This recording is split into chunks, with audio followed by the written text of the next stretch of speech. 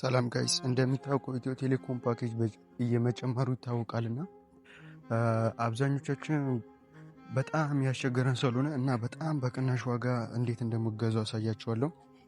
እዚህ ጋር ሞባይል ቶፕ አፕ የሚል አለ። ሞባይል ቶፕ አፕ ምትለዋን ክሊክ እናደርጋለን። ከዛ ወደዚህ ያስገባም ማለት ነው። እኔ ሳፋሪ ላይ ነው ያረኩት። ከዛ ወደ ኢትዮ ቴሌኮም እንቀይረዋለን። እዚህ ጋር በሳፋሪ በካርድ ይልክልናል ማለት ነው።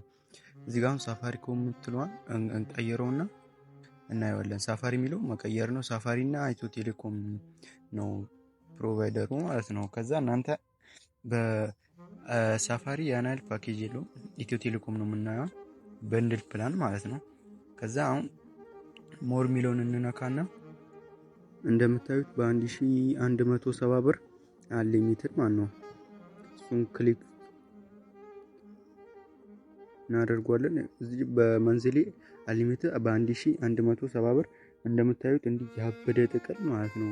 ኢትዮ ቴሌኮም 2000 ብር የሚሸጠውን እዚህ ባይናንስ ላይ ታገኙታላችሁ ማለት ነው። ይመቻችሁ።